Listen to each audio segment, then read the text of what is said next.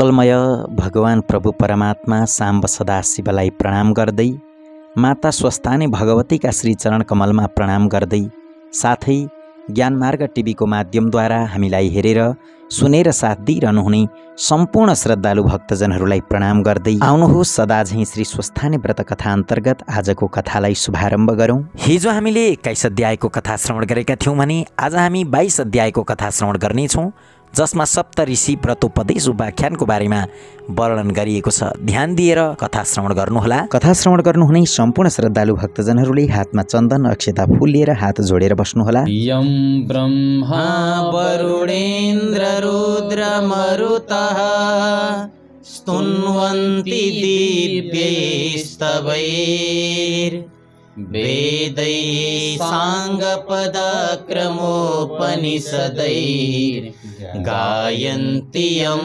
सामगाः। ध्यानावस्थित तद्गतेन मनसा पश्यन्ति यं योगिनो यस्यान्तं न विदुः सुरगणा देवाय तस्मै नमः। श्रीमच्चन्दनचर्चितो ज्वलवपुः शुक्लाम्बरा मल्लिका मालालङ्कृतकुण्डला प्रविलसन् मुक्तावली शोभिता। सर्वज्ञाननिदानपुस्तकधरा रुद्राक्षमालाकरा वाग्देवी वदनाम्बुजे वसतु मे त्रैलोक्यमाता चिरम्। मुखं करोति वाचालं पङ्गुं लङ्घयते गिरिं यत्कृपात्तमहं वन्दे परमानन्दमाधवम्। नमो भगवते तस्मै व्यासायामित तेजसे यस्य प्रसादाद् वक्ष्यामि नारायण कथामिमाम्। नारायणं नमस्कृत्य नरं चैव नरोत्तमं देवीं सरस्वतीं व्यासं ततो जयमुदीरये। हजुरहरूले हातमा लिनुभएको चन्दन अक्षता फूल स्वस्थानी माताको पुस्तकमा चढाएर मन लगाएर कथा श्रवण गर्नुहोला। अथ द्वाविंशोऽध्यायः सप्तऋषि व्रतोपदेश उपाख्यान। कुमारजी आज्ञा गर्नुहुन्छ, हे अगस्त्य मुनि। शिव शर्मा ब्राह्मण र गोमा ब्राह्मणी त्यहाँबाट हिँडेपछि शिव भट्ट र सतीले आँखाले देखिएसम्म हेरे। देखिन छाडेपछि वृक्षमा चढेर हेरे। जब वृक्षबाट पनि देखिन छाड्यो, त्यही वृक्षको हाँगामा बसेर अनेक विलाप गर्न लागे। दैव संयोग त्यसै बखत रुखको आगो भाँच्यो र दुवै स्त्री पुरुष वृक्षबाट लडेर मरे। तब श्री महादेवका दूत आई विमानमा बसालेर कैलाशपुरी लगे। तब ती दुवै दम्पति दिव्य देह भई कैलाशपुरीमा शिवका पार्षद भएर रहँदा भए। यता शिव शर्मा र गोमा ब्राह्मणीले डोलेहरूसित यस वनको नाम के हो, त्यो पर्वतको नाम के हो, त्यस वृक्षको नाम के हो भनेर सोध्दै गए। डोलेहरूले पनि यस वनको नाम यो हो, यस वृक्षको नाम यो हो भनेर बताउँदै गए। जाँदा जाँदा निकै पर पुगेपछि एउटा सुन्दर वन र तलाउ भएको स्थानमा पुग्दा साँझ पर्यो। त्यहीँ बास बसेर खानपिन गरी सुते। त्यहीँ बास बसेर खानपिन गरेर सुते। थाकेका हुनाले भुसुक्क निदाए। त्यही बेला श्री महादेवको श्रापले चोरहरू आई गोमा ब्राह्मणीका मातापिताले दिएको सम्पत्ति र शरीरको गहना समेत सबै चोरेर लगेछन्। भोलिपल्ट बिहान उठेर हेर्दा सम्पूर्ण द्रव्य र शरीरको गहना समेत चोरिएको देखेर अधैर्य भई गोमा रुन कराउन लागिन्। तब डोलेहरूले भने, हे गोमा, नरौ, थाकेका हुनाले हामीलाई पनि साह्रै निन्द्रा परेछ। यस्तो नजाति भयो, हामी अभागी रहेछौँ। अब तिम्रा मातापितालाई के भनौँला? अब तिमीले जसो भन्दछौ डोलेहरूले यति भनेको सुनि गोमा भन्दछिन्, हे भारवाहकहरू हो, अब तिमीहरू यहीँबाट फर्क, तिमीहरूलाई लगेर म के खान दिउँली? यो समाचार मेरा माता पितालाई सुनाइदिनु। यति गोमाले भनेको सुनि डोलेहरू हुन्छ भनेर गोमालाई प्रणाम गरी आफ्ना घर जान भनी फर्केपछि शिवशर्मा ब्राह्मण र गोमा ब्राह्मणी पनि वनमा जो पाइएको फलफुल खाई त्यहाँबाट ठुलो पर्वतमाथि पुगे। अनि गोमा भन्दछिन्, हे स्वामी, मलाई अत्यन्त भोक लाग्यो, अब हिँड्न पनि नसक्ने भएँ, के गरौँ भनी बाटैमा अलपत्र परिन्। गोमा ब्राह्मणी गर्भिणी थिइन्, अतः शिवशर्मालाई साह्रै दया लाग्यो र गोमालाई काखमा राखी स्नेहपूर्वक भने, हे स्त्री, यहाँ फलफुल केही पनि पाइन्न, यहाँ जलाशय पनि छैन, यस्तो स्थानमा म तिमीलाई के खान दिउँ? यहाँबाट अलि पर गए फलफुल पनि पाइन्छ र जलाशय पनि छ, जाउँ हिँड भनी बुझाइ हात समातेर सुस्त सुस्त हिँडाइ लगे। गोमा पनि भन्छन्, हे प्रभु, आज मेरो यो अवस्था भयो भन्दै सुस्केर हाल्दै बिस्तार बिस्तार गर्दै गइन्। पर्वतको फेदीमा पुगेपछि शिवशर्मा ब्राह्मणले फलफुल टिपेर खान दिए र पानी पनि पिउन दिए। अनि हे स्त्री, अब हाम्रो घर पनि आइपुग्यो भन्दै चन्द्रज्योति नगरको बाहिर पुर्याए। अनि त्यही एउटा खरको झुपडी उत्पन्न गरी, हे स्त्री, हाम्रो घर यही हो भनी देखाए र गोमा ब्राह्मणी घरभित्र गएर हेर्दा माकुराको जालो र कसिङ्गर मात्र देखेर आफ्ना माता पिताको घर सम्झी बहुतै अधैर्य भई रुन लागिन्। फेरि मेरो कर्मले यस्तै परिल्यायो, अब रोएर केही लाभ छैन भनी धैर्य धारण गरेर कुचोले माकुराको जालो मिल्काई कसिङ्गर बढारिन्। घरमा जे भएको खाई गोमा ब्राह्मणी दुःखको समुद्रमा डुबिरहन्। त्यसपछि एक दिन शिवशर्मा ब्राह्मणले आफ्नी पत्नी गोमासित भने, हे स्त्री, त गर्भिणी भइस्, हाम्रो घरमा सम्पत्ति छैन, गर्भधान कर्म कसरी गर्ने? फेरि सुत्केरीमा के खर्च गरौँला? यस निम्ति म परदेश गएर कसैसित केही मागी ल्याउँछु, तैँले आफ्नो शरीर र घरको रक्षा गरेस्, केवल रोइ कराई मात्र नगरेस् भनेर भने। आफ्ना स्वामीको त्यस्तो वचन सुनि गोमाले भनिन्, हे स्वामी, मलाई यस्तो अवस्थामा एक्लै छाडेर कहाँ जान लाग्नु भएको, कहाँ जाने मन गरेको? म स्त्री जातिले के गर्नेछु, के खाने? फेरि मलाई यहाँ को देला? विशेष तपाईँ वृद्ध भएकालाई कसरी पठाउँ? यहीँ यजमानहरू कहाँ गई जो मिलेको मागेर ल्याई सञ्चय गरौँला, अत कहीँ पनि जाने मन नगर्नुहोस् भनिन्। र शिवशर्मा फेरि भन्दछन्, हे स्त्री, हामी निर्धन भए पनि ब्राह्मणको कर्म नगरी हुँदैन, 1 महिनामा त म आइपुग्नेछु, तबसम्म खान नपुगे चन्द्रज्योति नगरमा यजमानहरू छन्, तिनका घर गई भिक्षा मागेर खाएस् भनी बुझाए। यति आफ्ना स्वामीले भनेपछि गोमाले मन्जुर गरिन्। अनि शिवशर्मा भिक्षा माग्न भनी परदेश हिँडे। 1-2 दिनको बाटो हिँडेपछि नारायणी गङ्गाको तटमा ऋषिहरूको आश्रममा पुगे। त्यहाँ वृद्ध अवस्था भएका 2 पति पत्नी ब्राह्मण ब्राह्मणी बसेका थिए। त्यहाँ शिवशर्माले नारायणी गङ्गा स्नान गरेर ती वृद्ध दम्पति कहाँ गई मलाई नित्य पूजा गर्न केही फलफुल देऊ भनी मागे। ती ऋषिका आश्रममा वरिपरि प्रशस्त फलफुल थिए। ती शिवशर्माको कुरा सुनि ती वृद्ध दम्पतिले, तिमी को हौ, कहाँबाट आयौ भनी सोधे। अनि शिवशर्माले, म चन्द्रज्योति नगरको शिवशर्मा नामको ब्राह्मण हुँ, घरमा पत्नी गर्भवती हुनाले गर्भधानादि कर्म गर्न भिक्षा माग्न भनी हिँडेको भने। तब ती वृद्ध ब्राह्मणले आफै टिपेर लैजाऊ भनेर ती शिवशर्मा आफै वृक्षमा चढी फलफुल टिप्न लागे। त्यसै अवसरमा संयोगले रुखको हाँगो भाँची शिवशर्मा रुखबाट लडेर मरे। ती शिवशर्मा मरेपछि महादेवको रूप धारण गरी कैलाशमा पुगे। पार्वतीले महादेव आउनु भएको देखिन् र सुनको कमण्डलुले पाउ धोई भित्र लगेर बसालेपछि भनिन्, हे ईश्वर, लोग्ने मानिसहरू पापी हुँदा रहेछन्, राम्री स्वास्नी पाएपछि सबै कुरा बिर्सँदा रहेछन्। हजुरले पनि मलाई बिर्सनु भएको थियो, बल्ल सम्झनु भएछ र आउनुभयो। हेर, सुखमा बसेकी त्यो गोमालाई कल बल छलले ल्याएर गर्भणी तुल्याई दुःख दिई त्यस्ता स्थानमा एक्लै मिल्काएर आउनुभयो। अब त्यो के गरेर खाली? यति पार्वतीले भनेको सुनि महादेवले हाँस्दै हाँस्दै भन्नुभयो, हे प्रिय, सेवक र भक्त भन्दामा पाप पनि गर्नु पर्दछ, गोमा पनि अब सुखी हुनेछ, सन्देह नगर। त्यसपछि भिक्षा माग्न गएका शिवशर्मा धेरै दिन बितेर पनि फर्केनन् र गोमाले अनेक दुःख कष्ट सही चन्द्रज्योति नगरमा गएर भिक्षा मागेर ल्याई गर्भधान कर्म गराइन्। मास पूर्ण भयो र सबै राजलक्षणले युक्त छोरो जन्मियो।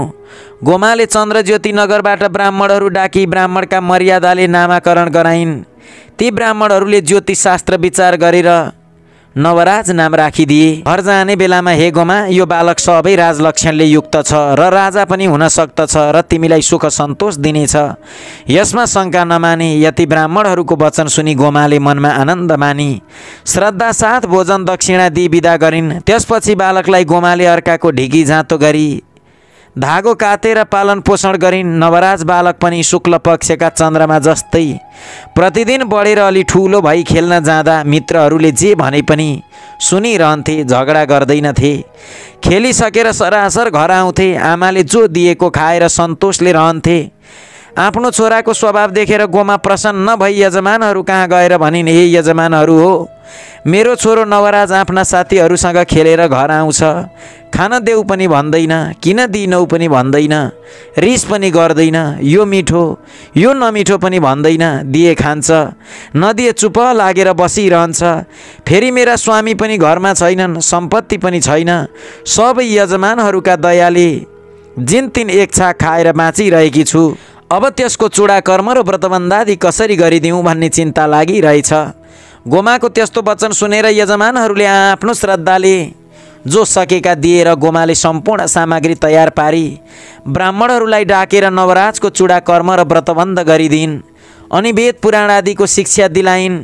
एक दिन नवराजको चालचलनले प्रसन्न भएका यजमानहरू स्वयं गोमा कहाँ गएर भने, हे गोमा, नवराजको विवाह गर्ने भए वरुणपुरका अग्निस्वामीकी कन्या चन्द्रावती छन्, तिनैसित गरिदिउँ। सबै सामग्री ठिक पार। यजमानहरूका यस्ता वचन सुनि गोमा भन्दछिन्, हे यजमान हो, मेरो छोरोको कमाई छैन, घरमा सम्पत्ति छैन, त्यसलाई कन्या कसले देला, विवाह कसरी गरिदिने। यति सुनेर यजमानहरूले भने, हे गोमा, जे चाहिएको सामग्री हामी दिन्छौँ, के चाहिन्छ। यति यजमानहरूले भनेपछि गोमा भन्दछिन्, हे यजमानहरू हो, हामीलाई निर्धन जानेर तिमीहरूको यस्तो दया, हामी धन्य रहेछौँ भनेर विवाहको समस्त सामग्री जे चाहिएको थियो मागिन् र यजमानहरूले दिए। अनि असल दिनमा लग्न ठहराई ब्राह्मणको मर्यादाले वरुणपुरका अग्निस्वामीकी कन्या चन्द्रावती र नवराजको विवाह सम्पन्न भयो। त्यसपछि एक दिन ती नवराज बाहिर खेल्न गएको बेलामा तिनका मित्रहरूले, हे नवराज, आजसम्म हामी तिमीलाई नवराज ब्राह्मण भन्दथ्यौँ, तर अबदेखि तिमीलाई हामी बिना बाबुको छोरा भन्दछौँ। तिम्रा पिता भए तिनको नाम के हो, तिमी कसका छोरा हौ, हामीलाई भन। यति आफ्ना मित्रहरूले भनेको सुनि नवराज केही उत्तर दिन नसकी घर आएर, हे माता, म कसको छोरो हुँ, मेरा पिताको नाम के हो भनी साथीहरूले भनेको सारा कुरा आमालाई सुनाए। अनि मेरा पिता कहाँ छन् भनेर सोधे। नवराजको यति कुरा सुन्नासाथ गोमाले वर्षाकालमा मेघ वर्षे झैँ अविरल आँसु बगाउँदै भनिन्, हे नवराज, तेरा पिताको नाम शिव शर्मा हो, त गर्भमा छँदै भिक्षा माग्न परदेश गएका आजसम्म फर्केनन्। कतै केही कारण परेर रोकिएका छन् कि संसारमै छैनन् कि थाहा पाउन चाहिँ सकिन। यति गोमाले भनेको सुनि नवराज भन्दछन्, हे माता, त्यसो भए मलाई आज्ञा दिनुहोस्, कहाँ बसेका छन्, म गई विचार गरेर आउँछु। नवराजको यस्तो कुरा सुनेर गोमा भन्दछिन्, हे पुत्र, तेरो मुख हेरेर तेरा पितालाई बिर्सिरहेकी थिएँ, अब तैँले पनि छाडेर गए म कसको आधारले बाँच्ने। फेरि त गएपछि तेरी पत्नी चन्द्रावती पनि माइत जानेछ, यसकारण कहीँ पनि जान्छु नभन्। गोमाले भनेको सुनेर नवराज फेरि भन्दछन्, हे माता, म केही भन्दछु, ध्यान दिएर सुन्नुहोस्। पुत्रस्य परमो धर्मः पितृधार समो नहि, पितृधारं न कुरुते स्वयं च सुखमीच्छति, सयाति नरकं घोरं यावत् चन्द्रार्कमे दिनी। छोराको पहिलो र ठुलो धर्म के हो भने पितृहरूको उद्धार गर्नु। जुन छोरा भएर पितृको उद्धार नगरी केवल आफ्नै सुख भोगतिर लागिरहन्छ भने त्यो जबसम्म पृथ्वी र चन्द्र सूर्य रहन्छन् तबसम्म घोर नरकमा पर्दछ। अत म गर्भमा छँदै गएका मेरा पिता मेरो यो उमेर हुँदा पनि किन फर्केनन्। मरिसके कि जीवित छन् त्यसको निदो मैले नगरे कसले गर्छ। मरेका भए निश्चय गरेर आउँला, बाँचेकै भए साथमा लिएर आउँछु। यति पनि गर्न नसके मैले जन्म लिएको व्यर्थ छ। हे माता, हजुरको सेवा गर्न बुहारी छँदैछ, मलाई बिदा दिनुहोस्, म जान्छु। नवराजका यस्ता कुरा सुनि गोमा भन्दछिन्, हे पुत्र, त धन्य रहेछस्। तेरा पिता मरेका भए पनि बाँचेकै भए पनि चाँडै नै खबर पाएस् भनी शिरमा हात राखेर आशीर्वाद दिन्। नवराजले माताको आशीर्वाद थापी दण्डवत प्रणाम गरी स्त्री चन्द्रावतीलाई अराउने कुरा हराई पिताको खबर गर्न परदेश हिँडे। जाँदा जाँदा केही दिनमा नारायणी गङ्गाको तटमा ऋषिका आश्रममा पुगे। त्यहाँ अत्यन्त वृद्ध भइसकेका ब्राह्मण र ब्राह्मणीलाई देखेर सोधे, तिमीहरू को हौ, यहाँ किन बसेका? यति सुनेर वृद्धले भने, हे बालक, हामी ब्राह्मण हौँ, वृद्धावस्था भयो र नारायणी गङ्गामा शरीर त्याग गरौँला भनी घर छाडी यहाँ झुपडी बनाएर बसेका हौँ। तिमी को हौ, यहाँ के कामले आयौ? तिनको यस्ता कुरा सुनि नवराज भन्दछन्, म पनि नवराज नामको ब्राह्मण हुँ। म गर्भमा हुँदै गर्भधान कर्म गर्न भिक्षा माग्न हिँडेका मेरा पिता शिव शर्मा नामका ब्राह्मण आजसम्म घर फिरेनन् र तिनैको खोज खबर गर्न हिँडेको हुँ। तिमीले देख्यौ कि? यति नवराजको वचन सुनि ती वृद्धले भने, हे नवराज, गर्भधान कर्म गर्न भिक्षा माग्न आएका चन्द्रज्योति नगरका शिव शर्मा नामका वृद्ध ब्राह्मणलाई हामीले देखेथ्यौँ। यहीँ आई आफ्नो नित्य पूजा गर्न फलफुल टिप्न त्यस वृक्षमा चढेका थिए। दैव संयोग त्यो वृक्षको हाँगा भाँचियो र वृक्षबाट लडेर मरे। हाड खोड त अझसम्म पनि होला, त्यहाँ गएर हेर। यति ती वृद्ध ब्राह्मणले भनेको सुनि नवराज त्यस रुखमुनि हेर्न गए। त्यहाँ आफ्ना पिताको हाड खोड देखि, हे पिता, मेरै निम्ति भिक्षा माग्न आएका मेरो मुखै देख्न नपाई यस्तो अवस्थामा आएर रुखबाट लडी प्राण दियौ। यो समाचार म आमालाई कसरी सुनाउला? मेरी माताले शोक गर्दा म के भनेर बुझाउँला भन्दै अनेक तरहले शोक गरेर रुन लागे। फेरि धैर्य धारण गरी हाड खोड बटुली गङ्गा प्रवाह गरेर ब्राह्मणका मर्यादाले दशगात्र क्रिया गरिसकी अब कता जाउँ, घर जाउँ भनी सम्पत्ति छैन। विशेष यो समाचार सुनाई माताले शोक गरेको मात्र हेर्नु छ। यसकारण बरु यतै कुनै राजाको सेवा चाकरी गरेर केही द्रव्य लिई घर जानु असल होला भनी नजिकको सहरमा गएर राजाको सेवामा लागे। अनि फेरि अझै कुमारजी आज्ञा गर्नुहुन्छ, हे अगस्त्य मुनि, नवराज ब्राह्मण पिताको खबर गर्न गएपछि नवराजकी स्त्री चन्द्रावतीले सासू गोमासित भनिन्, हे माता, म माइत नगएको धेरै दिन भयो। यहाँ खान अन्न छैन, लगाउन लुगा छैन, अर्कासित मागेर मात्र कति दिन निर्वाह गर्ने। अत म केही दिन माइत जान्छु। तपाईँले आफ्नो शरीर र घरको रक्षा गर्नुहोला। तपाईँका छोरा आएपछि मलाई डाक्न पठाउनु होला। म गएपछि एक पेट पाल्न तपाईँलाई पनि कठिन हुने छैन। अत म जान्छु भनी सासूलाई प्रणाम गरेर माइत गइन्। चन्द्रावती हिँडेपछि गोमा ब्राह्मणी आफूलाई दुःख परेको देखि भिक्षुक रूप श्री महादेवले दिएको श्राप सम्झेर भन्न लागिन्, म 7 वर्षकी हुँदा 70 वर्षका बुढासित विवाह भयो। ती पनि भिक्षा माग्न गएका, आजसम्म फर्केनन्। छोरा बुहारीले पनि छाडेर गए। म यस्तो अवस्थामा परेँ, धिक्कार रहेछु। उस दिन मलाई श्राप दिने भिक्षुक श्री महादेव नै रहेछन्। हे जगदीश्वर, मैले जानिन, मेरा अपराध क्षमा गर। हे शम्भो, हजुरलाई कोटि कोटि नमस्कार छ। अब मेरो रक्षा गर, कि यो प्राण हर भन्दै आँसुका बलिन्द्र धारा बगाई रोई कराई बौलाई जस्तै भएर हिँड्न लागिन्। यो कुरा कैलाशमा पार्वतीले चाल पाएर महादेवको आनन्द समयमा बिन्ती गरिन्, हे नाथ, त्यो गोमाको दुःख हेर्नुहोस्, त्यो पनि हजुरकी पत्नी हो, त्यसलाई कष्ट दिनु योग्य छैन। मलाई साह्रै दया लाग्यो, म त्यसको केही उपाय गरौँ कि? आज्ञा भए श्री स्वस्थानी परमेश्वरीको व्रत गराउँ र दुःखका सिन्धुबाट पार होली। यति पार्वतीको प्रार्थना सुनि महादेवले हुन्छ भन्नुभयो। त्यसै गर भनी आज्ञा दिनुभयो। अनि पार्वतीले सप्तऋषिलाई डाकी, तिमीहरू मर्त्यमण्डलमा जाओ र चन्द्रज्योति नगरमा गोमा नामकी ब्राह्मणी साह्रै कष्टमा परेकी छ, उसलाई श्री स्वस्थानी परमेश्वरीको व्रत गराई आओ। यति भनी आफूलाई विष्णुले बताएको सम्पूर्ण व्रतविधि बताइन्। यति पार्वतीको आज्ञा सुनि सप्तऋषिहरूले हौस् भनेर मर्त्यमण्डलमा पुगी। चन्द्रज्योति नगरको बाहिर गोठाला केटाकेटीहरूसित यहाँ को दुखी छ भनी सोधेर गोठालाहरूले यस चन्द्रज्योति नगरमा त्यस्ता दुखी कोही पनि छैनन्। सहर बाहिर गोमा नामकी ब्राह्मणी साह्रै कष्टमा छिन्, त्यहीँ गई सोध भनेर घर पनि देखाइदिए। अनि सप्तऋषिहरू तिनको घर पुगे।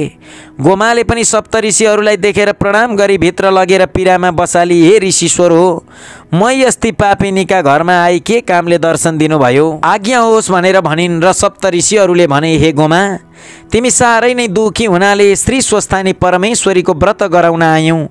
अब तिमी एकाग्र भएर सुन। सत्ययुगमा हिमालय पर्वतकी पुत्री पार्वतीले महादेव स्वामी पाउनका लागि गरेको त्यो व्रत पौष शुक्ल पूर्णिमादेखि आरम्भ गर्नुपर्दछ।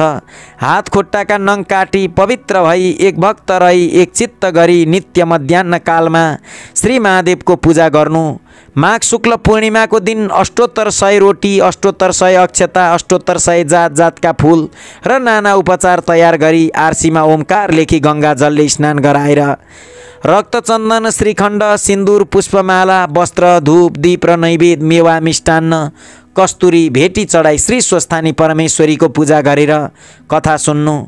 कथा सुन्ने कोही नभई आफै भन्नु र आफै सुन्नु। आफ्ना खाट, उइँटा, धनु आदिलाई सुनाए पनि हुन्छ। त्यसपछि जुन कामना यानि इच्छाले व्रत गरेको छ, मेरो अमुक कामना सिद्ध होस् भनेर अर्घ्य दिई जप ध्यान स्तुति गर्नु। श्री स्वस्थानी परमेश्वरी भनेकी कस्ती छन् भने, हे गोमा ब्राह्मणी ध्यानपूर्वक सुन। सुवर्ण वर्ण दीप्ताभाम त्रिनेत्राम कमलाननाम सिंहासन समासीनाम सर्वालंकार भूषिताम नीलोत्पलधराम वामे दक्षिणे वरदाम शुभाम खड्ग चर्मधराम चोर्धम वाम दक्षिण यो क्रमात् चतुर्भुजाम चमाम वापी पूजयेद् वृषकेतुनम एवं ध्यात्वा महादेवीं स्वस्थानीं जगदीश्वरीं। पीत वर्ण, सुवर्ण भन्दा पनि दिव्य वर्ण भएकी, 3 नेत्र भएकी, कमल पुष्प झैँ मुखमण्डल भएकी, नाना अलङ्कार पहिरी सिंहासनमा बसेकी, खड्ग चर्म निलोत्पल लिएकी, 4 बाहु भएकी यस्तै श्री स्वस्थानी परमेश्वरीलाई हृदयले सम्झी त्यही मेरो पनि पूजन गर्नु भनी स्वयं महादेवले आज्ञा भएको छ। यस्ती श्री स्वस्थानी परमेश्वरीको ध्यान गरेर निम्नलिखित मन्त्र पाठ गर्नु। नमस्तेस्तु जगन्माता स्वस्थानी सर्वमङ्गले तव प्रसादात् देवेशी व्रतं पूर्णं तव आज्ञया। हे जगदम्बा, सम्पूर्ण लोकको कल्याण गर्ने हे देवी, हे स्वस्थानी परमेश्वरी, हजुरको कृपाले मेरो व्रत पूरा भयो भनी प्रसाद झिक्नु र अष्टोत्तर 100 मा 8 रोटी, 8 अक्षता, 8 बेली पुष्प, 8 पान, 8 कुडका सुपारी सगुन समेत आफ्ना पुरुषलाई दिनु। पुरुष नभए छोरालाई र छोरा नभए मित छोरालाई दिनु। मित छोरा पनि नभए मेरो अमुक कार्य सिद्ध होस् भनी गङ्गा नदीमा बगाइदिनु र 100 रोटी आफूले फलाहार गरी रात्रिमा जागरम बस्नु। हे गोमा, यति गरेपछि श्री स्वस्थानी परमेश्वरीको व्रतको प्रभावले तिम्रो सबै दुःख नाश हुनेछ, अन्यथा नमाने। यही व्रतका प्रभावले पार्वतीले महादेव स्वामी पाइथिन्। अब हामी जान्छौँ। यति सप्तऋषिले भनेको सुनि गोमाले मनमा आनन्द मान्दै भनिन्, हे ऋषीश्वर हो, म यस्ती पापिनीका घरमा केही छैन। अचलबाट पान किनेर ल्याउँछु भनी चर्खामा रहेको धागोको लरिया लिएर घरबाट निस्किन्। त्यसै बेला सप्तऋषिहरूले गोमाको कष्ट देखेर साह्रै दया लागि 7 वटा सुनका कौडी आफूहरू बसेको पिराको मुनि छाडेर गए। इति श्री स्कन्द पुराणे केदारखण्डे माघ महात्म्ये कुमार अगस्त्य संवादे श्री स्वस्थानी परमेश्वर्य व्रत कथायाम सप्तऋषि व्रतोपदेशो नाम 22 कथा श्रवण गरिसकेपछि सम्पूर्ण श्रद्धालु भक्तजनहरूले फेरि हातमा चन्दन अक्षता फूल लिएर हात जोडेर बस्नुहोला।